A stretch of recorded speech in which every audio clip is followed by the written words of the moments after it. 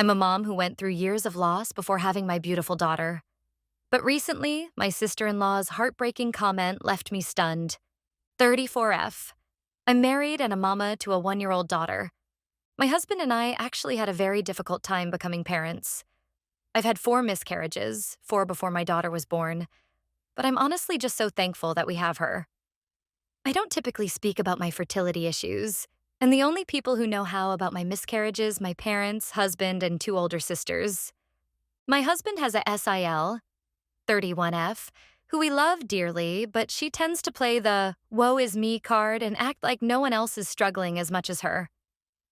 She and her husband recently got pregnant, and about a month ago, she had a miscarriage. She's been open about it on social media and at family events, and so I've reached out and expressed my condolences and listened several times. I can tell that she's really struggling with this, and I genuinely feel badly that she's suffering. On Saturday night, we went to my in-laws' house for dinner. My SIL was talking about the miscarriage and how hard it's been. My little girl was sitting on my lap, but she was playing and obviously didn't understand what her aunt was talking about. At one point, my SIL started crying, and my daughter noticed and got upset. She wanted to give my SIL a kiss to make it better. She always does this when someone is upset. I told my SIL that my daughter wanted to give her a kiss, and she said no pretty harshly and looked annoyed. My daughter was confused, and I told her to give me a big kiss instead.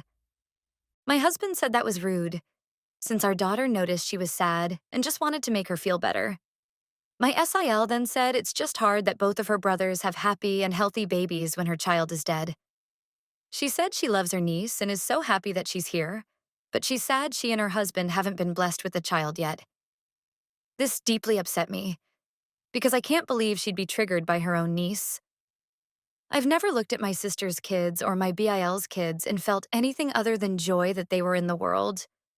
My SIL must have noticed I was uncomfortable, because she proceeded to say that we couldn't possibly understand since we haven't ever lost a child. I should have kept my mouth shut, but that comment and assumption was the last straw. I told my SIL that we do understand, since I had 4 miscarriages. I said that it took years of trying before I brought my beautiful girl into the world.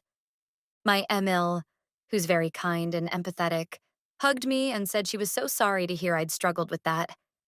My SEL was shocked and asked why we never told anyone.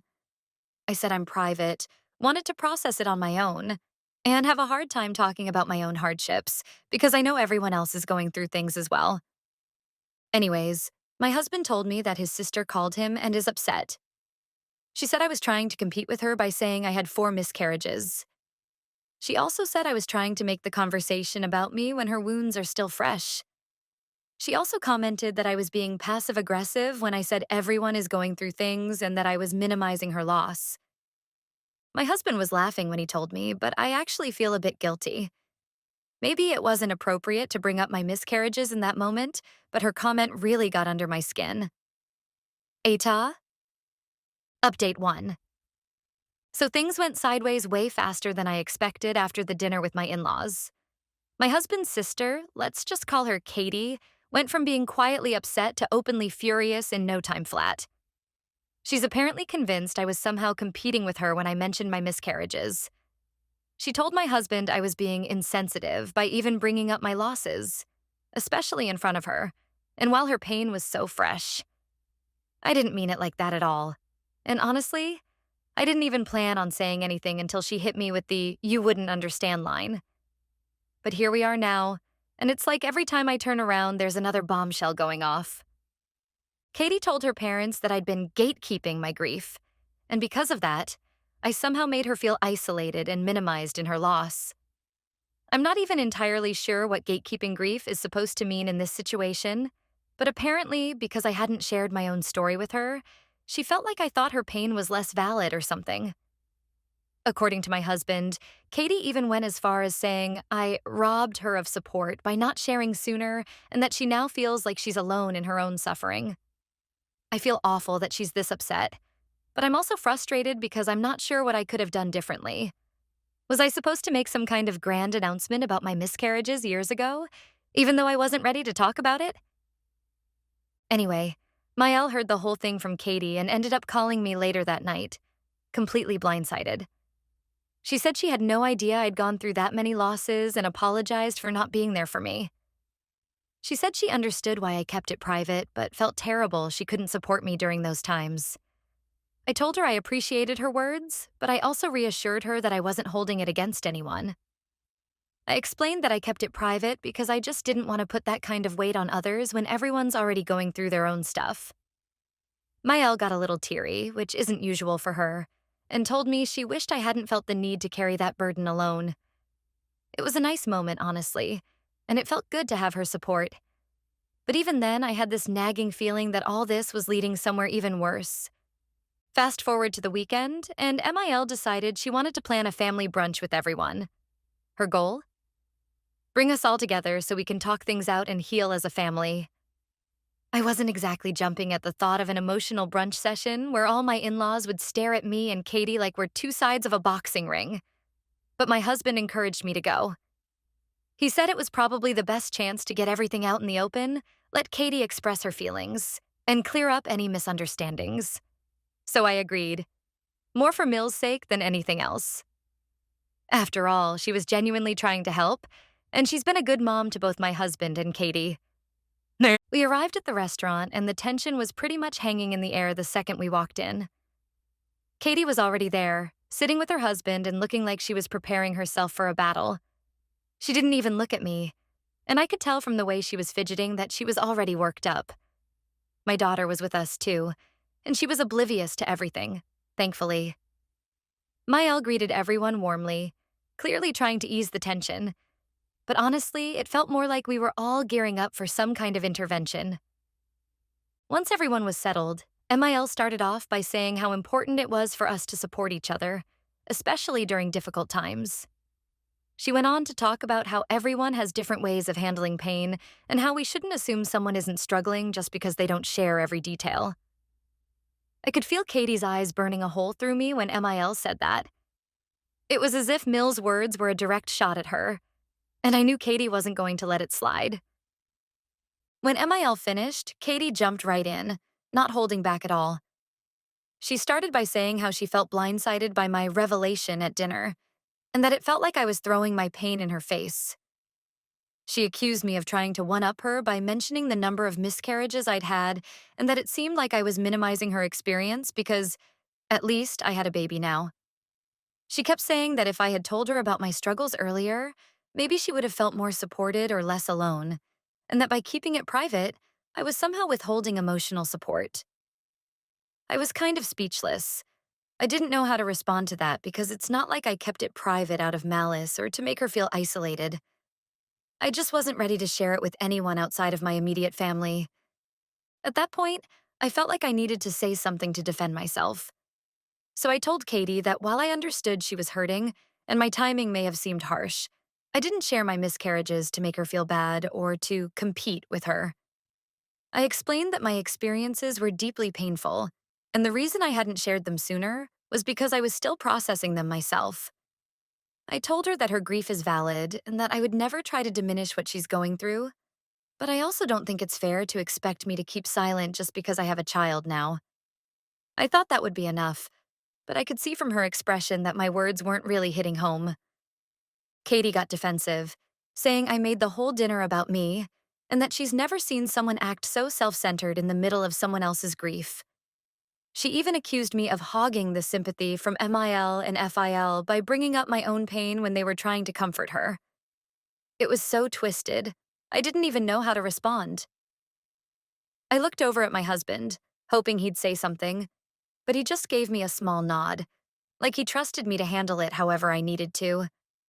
So, I took a deep breath and told Katie that I never expected sympathy or attention from anyone, and that I would have been fine keeping my losses private if she hadn't implied I couldn't understand her pain. I said that everyone grieves differently, and while I might be quieter about my pain, it doesn't make it any less real or valid. I hoped that by saying it that way, she'd understand where I was coming from. But Katie wasn't having it. She doubled down, saying that by bringing up my miscarriages, I was robbing her of her moment to grieve, and that I could have just stayed silent instead of throwing my pain into her face. By this point, the rest of the family looked pretty uncomfortable, and my MIL finally stepped in. telling Katie that nobody was trying to compete with her grief. She said it was natural for people to share their experiences in moments of vulnerability, and that maybe Katie should try to see things from my perspective too. Katie just rolled her eyes, muttered something under her breath, and kept her eyes fixed on the table. So, yeah, the brunch didn't end well. Katie ended up leaving early, still visibly upset, and now the family's more divided than ever. My husband's frustrated but not really surprised, and I'm left feeling both angry and guilty all over again. MIL keeps trying to get us to talk, but I'm not sure if anything's going to fix this. Update 2. After that brunch disaster, things have only gotten messier. Katie's still mad. And honestly, I thought she might cool off after a few days, but nope. If anything, it's gotten worse. My husband said she's been venting to her friends, twisting the story around to make it sound like I ambushed her with my big reveal about my miscarriages. Now, apparently, I'm some kind of villain who wanted to hurt her by overshadowing her pain. She's even implied I don't care about her loss because I've already moved on with my daughter, which is such a low blow, I don't even know how to process it. Meanwhile, MIL keeps texting me, trying to set up another family get-together. She thinks if we sit down, apologize to each other, and talk openly, things will be better. She's trying to keep everyone on good terms, but I honestly don't know if it's possible at this point. I told her I'm not comfortable with that yet. I'm still trying to figure out what to do with all these accusations Katie's throwing at me, and I'm tired of defending myself to people who weren't even there to hear what really happened. But MIL is so persistent. She keeps saying she wants the family whole again and that she can't bear the thought of us being distant, especially with the holidays coming up. Eventually, I agreed to a smaller meeting, just with Katie and our husbands, hoping it might keep the drama contained. My husband was on board because he thinks it might be a chance to clear the air, but I was skeptical. He's seen how Katie can get, so I don't think he's entirely convinced this will solve anything either. But he said we owe it to MIL to at least try. We decided to meet up at our place to keep things neutral, and I was hoping being on our own turf might help me stay calm if things got heated. When they arrived, it was already awkward. Katie barely looked at me as she sat down, and I could tell from her body language she was bracing herself for another confrontation. Her husband seemed uneasy too, but he didn't say anything. We started off with some awkward small talk, then Katie launched right into it, saying she still feels like I made her miscarriage about myself by bringing up my own struggles. She said that, in that moment, she was desperate for understanding and just needed someone to listen, not to compare war wounds. She claimed that by mentioning my miscarriages, I completely overshadowed her experience. I get that she's hurt, but it felt like she was blaming me for not reacting the exact way she wanted me to, which felt incredibly unfair. I told her as calmly as I could that I never meant to take anything away from her pain and that I only brought up my miscarriages because she assumed I couldn't relate. I explained that my intention was to let her know she's not alone, not to compete or make her feel like her experience was any less significant. I even apologized for bringing it up if it upset her that much, saying I would have kept it to myself if I'd known it would hurt her. I genuinely meant it, but Katie just shook her head, looking annoyed, as if she didn't believe me or thought I was being insincere. That's when her husband finally chimed in, saying he thinks it's unfair to ask people to hide their own experiences just because it might make someone else uncomfortable. He told Katie that everyone has their own way of handling pain and that maybe hearing my story should have been comforting instead of hurtful. I could tell he was trying to gently point out that maybe her reaction was a bit much, but Katie didn't take it well. She turned to him, saying he doesn't understand because he didn't lose a child himself, and that no one in the room could truly understand her pain. Not even me, because I already got my happy ending with my daughter. That one really hit hard. I was shocked she would go there, almost implying that my losses were somehow less valid because I eventually had a child. It hurt deeply, but I kept my cool, mainly because I didn't want things to explode further. My husband, though, didn't hold back. He told Katie she was out of line for diminishing what I'd gone through, and that it wasn't fair to suggest that our daughter somehow erased the pain of those miscarriages. He reminded her that we'd suffered for years trying to have a child, and the fact we finally had our daughter didn't magically erase all the grief and heartache we'd experienced. He told her straight up that grief isn't a competition, and that the last thing he expected was for his sister to make his wife feel guilty for finally having a baby after so much struggle. Katie just sat there, stunned, and honestly, so was I. My husband rarely speaks up like that, especially when it comes to family, but he clearly had enough. Katie didn't have much to say after that. She looked down, and for a moment I thought she might apologize or at least acknowledge that maybe, just maybe, she'd been unfair. But instead she got up, looked me dead in the eyes and said, "I hope you're happy with your perfect little family." She stormed out, her husband trailing behind, looking as exhausted as I felt. My husband tried to stop her, but she didn't look back. After they left, I felt so drained, like I'd just run a marathon I never signed up for. My husband sat down next to me and hugged me, saying he couldn't believe his sister had turned something so tragic into a competition. He kept apologizing, but I told him it wasn't his fault. Katie's going through something painful, and I do understand she's hurting, but I don't know how to move past this when she's so dead set on framing me as the villain in her story. We thought maybe this would die down if we just gave her some space, but that was wishful thinking. Katie's been on a whole new level of passive-aggressive since then.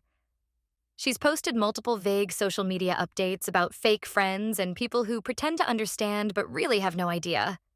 I wouldn't care if it were just random posts, but people from our extended family have started asking questions. I've already had 2 cousins reach out, asking if everything's okay between us because Katie's posts make it sound like someone really hurt her. I've been dodging the questions, saying it's a personal matter, but it's obvious people are starting to wonder. The worst part? She posted an old picture of us, captioned with something about loyalty and real family, and I know it's aimed at me, but there's no way to address it without looking petty myself. My MIL is beside herself. She tried to get Katie to take down the posts, but Katie apparently told her she's entitled to her feelings and that it's therapeutic for her to share her pain. Miel keeps urging me to be the bigger person and give Katie more time, but I'm not sure how much more I can take. I feel like I've already gone above and beyond to be supportive, but nothing I do seems to make a difference. Now we're stuck with this unspoken tension, and it's affecting everyone around us. Mill is stressing about Thanksgiving coming up and keeps asking me if I'd be okay with Katie being there, saying she'll try to keep things peaceful. I don't want to ruin Thanksgiving for everyone, but the idea of sitting across from Katie, pretending everything's fine, is exhausting. I don't even know if she'll be civil, and the last thing I want is another blow-up during a family holiday. My husband says we should go, that avoiding her will just make things worse, but I don't know if I can handle another talk that only makes things more painful. Right now, I'm torn between trying one last time to patch things up with Katie or just accepting that she might not want peace. I know everyone says, time heals all wounds, but at this point, I'm not sure if time will fix anything or just make us drift further apart. The more I think about it, the more I realize this might be one of those things we can't come back from, no matter how much we wish we could.